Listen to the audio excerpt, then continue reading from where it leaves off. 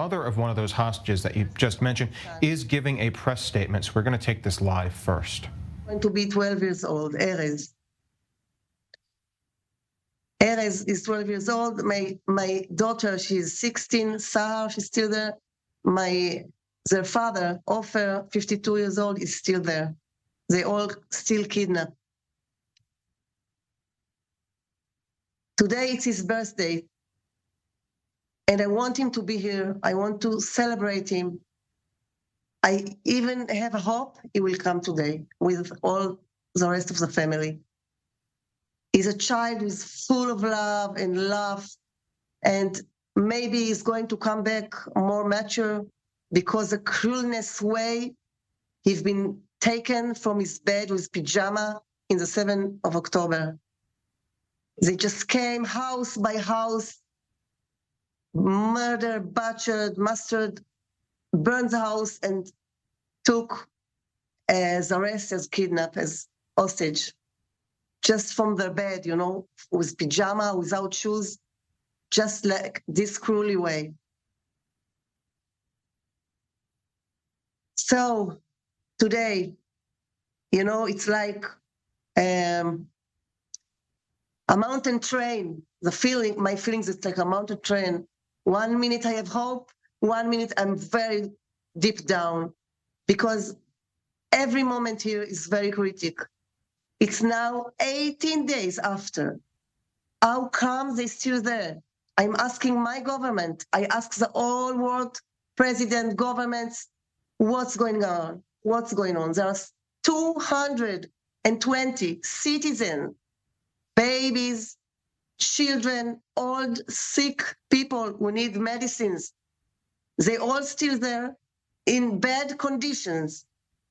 Because we found out that they leave them underground, deep underground in the tools, like 40 meters underground. I don't know, if they can't see the sky, the sun. I don't know which air they breathe. Think about babies and children in this situation. And I think as more as we're losing the time, it's very critical, because the old people didn't get any medicine. I think half of them won't come back. They can't live without medicine and proper medical treatment. And just yesterday, I heard that the UNRWA is taking apart. They understand that they have to, and they demand that this hostage must get the Red Cross. They must get medicine. We must get information about their condition. And I'm very happy to hear that they are תומכים. They are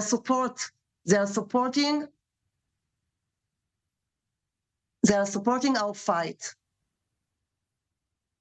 I have hope because I can hear that Qatar is involved, and France involved, and United States is involved, and the whole world start to open its eyes and understand that it's not just my private story, it's a all world story, because we're talking about a very tough and cruel and merciless terrorist, not one, not two. It's like an army of terrorists like Al-Qaeda, even worse, because they did terrified things like, I can't even say that, but I have to say it because the whole world have to know.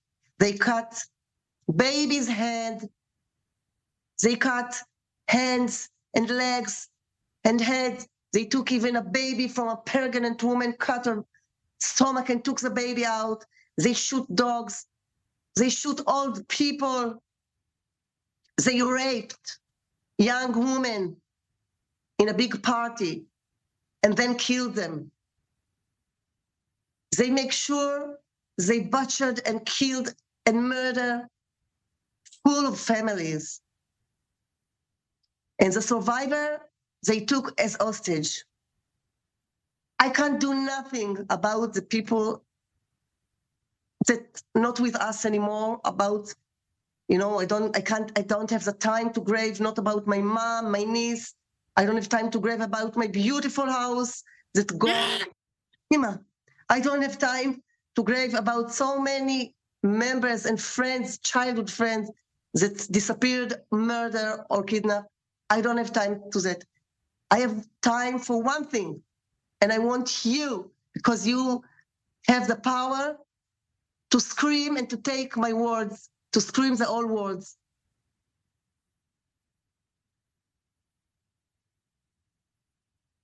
We have to release the children and hostage immediately, yesterday. We have to send them home. We mustn't make any army act anymore, any fight anymore. We must have this subject on the top. This subject, it's a main subject, it's a goal, main thing we have to fight for, because it's 220 innocent citizens that's still there underground. It's a very, very delicate situation. We never know how it's going to be end, this story. And I want and begging and demanding the whole world, don't sacrifice my child. Don't sacrifice our children. They are victim of this war.